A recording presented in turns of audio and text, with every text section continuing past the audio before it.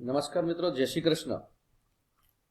આગળનો પ્રશ્ન છે પ્રકરણ 18માં ગ્રાહક અદાલતોની જોગવાઈઓની ચર્ચાઓ કરો.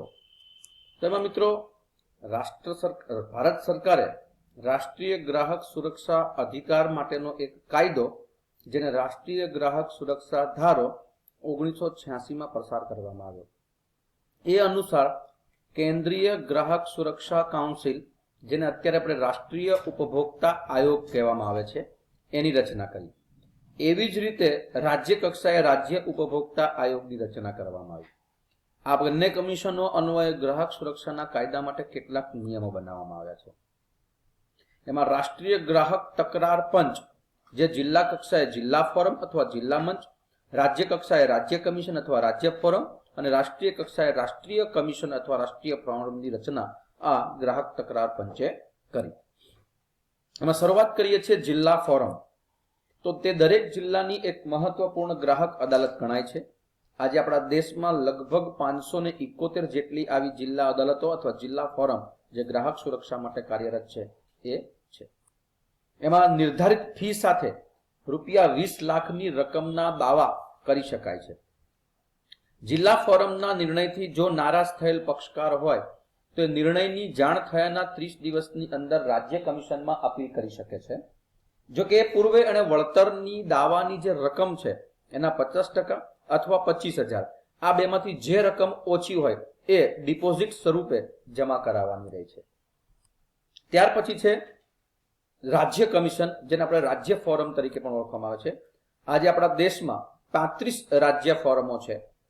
એમાં નિર્ધારિત ફી સાથે રૂપિયા 20 લાખથી વધુ અને 1 કરોડ કરતા ઓછા, એટલે 20 લાખથી 1 કરોડ સુધીની રકમના દાવાઓ કરવામાં આવે છે. આ દાવાનો નિકાલ અરજી કર્યાની તારીખથી 90 દિવસમાં કરવાનો હોય છે.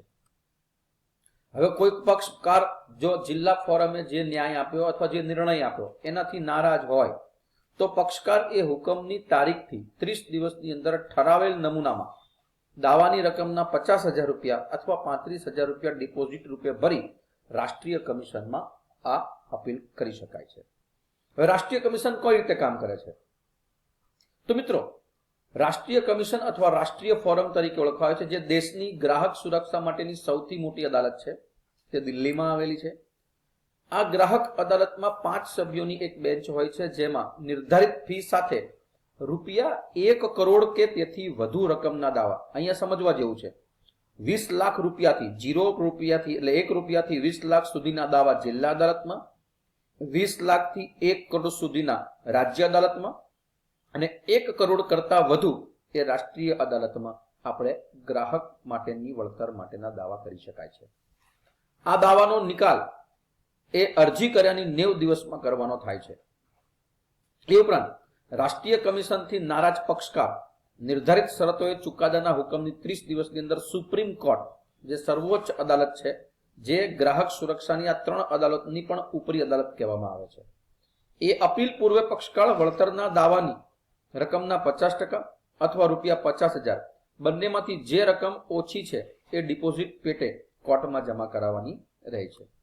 આ ત્રણેય અદાલતો પૈકી કોઈ પણ એક અદાલતે કરેલા હુકમોનું પાલન ન કરનારને સજા અથવા દંડ અથવા બંને પ્રકારની શિક્ષા થઈ શકે છે. ગરીબી રેખા હેઠળની વ્યક્તિઓને, સિનિયર સિટીઝન્સ, વિકલાંગ વ્યક્તિઓને કેટલીક શરતોને આધીન ફી ભરવામાંથી મુક્તિ આપવામાં આવે છે. તેમને જિલ્લા મફત કાનૂની સેવા, એના માર્ગદર્શન, કાનૂની સહાય, માર્ગદર્શન અને વકીલની મફત સેવા પૂરી પાડવામાં આવે છે, જેમાં સિનિયર સિટીઝન્સ છે, બીપીએલ કાર્ડ ધારક છે અને વિકલાંગ એટલે કે દિવ્યાંગ લોકો છે, એને આ 3 વસ્તુઓ મફત આપવામાં આવે છે. ત્યાર પછી છે ગ્રાહક સુરક્ષામાં ગ્રાહક મંડળોની ભૂમિકા. તો ગ્રાહકોમાં જાગૃતિ લાવવા, તેમને પ્રોત્સાહન આપવા તેમજ ગ્રાહકની સુરક્ષા માટેની નીતિઓના ઘડતરમાં સરકારને મદદ કરવા સરકાર માન્ય તાલુકા, જિલ્લા, રાજ્ય અને રાષ્ટ્ર એમ ગ્રાહક મંડળોની સ્થાપના કરવામાં આવી છે. જોકે દરેક ગ્રાહક મંડળે બિનરાજકીય, બિનધંધાકીય ધોરણે ગ્રાહકોએ સ્વેચ્છાએ રચેલા છે. ગ્રાહકોના અધિકારો, કાયદાઓની જોગવાઈઓની અંદર વખતો વખત સમીક્ષા કરે છે અને એમાં સુધારા માટે સરકારને સૂચનો પણ કરે છે. એ ગ્રાહક જાગૃતિની ઝુંબેશ રૂપે ગ્રાહકોને શિક્ષણ આપવા સેમિનાર, પરિષદ, પરિસંવાદ વગેરે યોજે એમાં ગ્રાહકોના અધિકારો, ફરજ, શોષણમાંથી બચાવની કાયદાકીય જોગવાઈઓ વગેરે ઉપર એ ગ્રાહકોને માર્ગદર્શન આપવાનું કામ આ ગ્રાહક સુરક્ષા મંડળ કરે છે. ખાસ કરીને ગ્રાહક સુરક્ષા મંડળ એ ગ્રાહકમાં જાગૃતિ ફેલાવવા માટે, ખાસ યાદ રાખજો, ગ્રાહક સુરક્ષા નામ યાદ રાખજો, ગ્રાહક સુરક્ષા, ઇનસાઇડ, ધી કન્ઝ્યુમર અને ગ્રાહક મંચ આવા સામાયિક એટલે કે મેગેઝીનો બહાર પાડે છે. આ મંડળો ઉત્પાદક અને વેપારીઓ દ્વારા કરવામાં આવતી વિવિધ રીતની ભેળસેળ, કાળા બજાર આ બધી પ્રવૃત્તિઓની માહિતી એકઠી કરે અને એમના ઉપર કાયદેસરની કાર્યવાહી કરી ગ્રાહકોને ન્યાય અપાવવાનું કામ ગ્રાહક સુરક્ષા મંડળ કરે છે. જે કસૂરવાર હોય એને દંડ કરાવે, ગ્રાહકોને કોઈ પણ પ્રકારના આર્થિક નુકસાન કે માનસિક અને શારીરિક યાતના સામે વળતર અપાવવાનું કામ આ ગ્રાહક સુરક્ષા મંડળ કરે છે. એ ઉપરાંત આગળનો અને મહત્વનો પ્રશ્ન, ગુણવત્તાના માનાંક માટે ભારત સરકારે જે રાષ્ટ્રીય સંસ્થાઓ સ્થાપી છે એના વિશે માહિતી આપો. તો એક, ઉત્પાદક એ ઉત્પાદનોની જે ગુણવત્તા છે એ ગુણવત્તાની ચકાસણી કરવા માટે ભારત સરકારે ઈસવીસન 1947માં ઇન્ડિયન સ્ટાન્ડર્ડ ઇન્સ્ટિટ્યૂટ ISI નામની સંસ્થાની સ્થાપના કરી, જે હવે bureau of Indian standard BIS ના નામે ઓળખાય છે.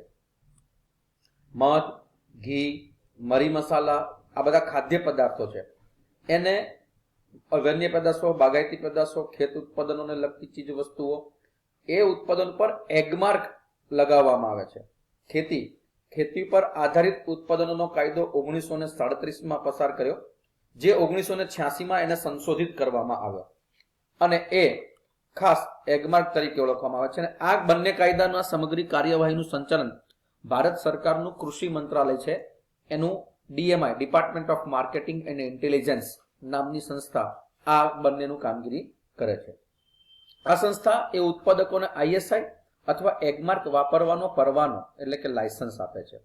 જો ગ્રાહકને કોઈ વસ્તુની ગુણવત્તા વિશે કોઈ પણ પ્રકારની શંકા જન્મે તો એ BIS ના નજીકના પ્રાદેશિક કાર્યાલયોમાં ફરિયાદ કરી શકે. આપણા ગુજરાતમાં રાજકોટ ખાતે આ BIS નું વડુ મથક આવેલું છે.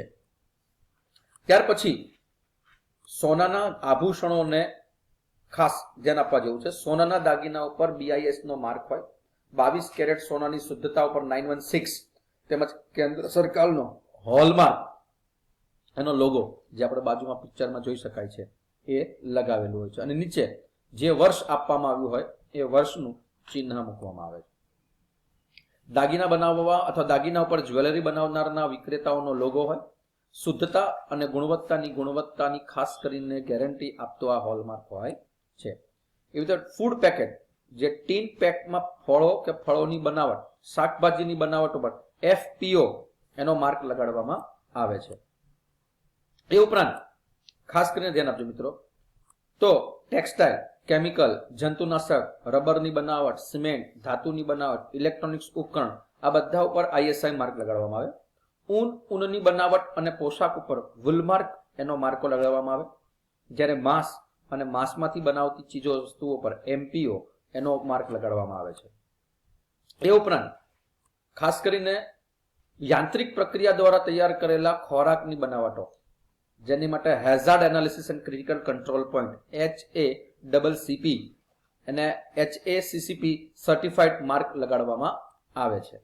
જ્યારે સાબુ, કાગળ, લુબ્રિકેન્ટ, ઓઇલ, પેકેજિંગ મટીરિયલ્સ, રંગ, રસાયણ, પાવડર કોટિંગ, બેટરી, સૌંદર્ય પ્રસાધનો, લાકડાના બદલે વપરાતી વસ્તુઓ, ચામડાની અને પ્લાસ્ટિકની બનાવટો આની પર ECO એટલે કે ઇકોનો માર્ક લગાડવામાં આવે છે. આ ઉપરોક્ત દરેક માર્ક લગાવવાની મંજૂરી એ BIS દ્વારા આપવામાં આવે છે અને BIS આ પ્રકારની કામગીરી હાથ ધરે છે. મિત્રો આજે એટલે સુધી રાખીએ છીએ. નેક્સ્ટ લેક્ચરમાં આપણે આગળ ચર્ચા કરીશું. ધન્યવાદ.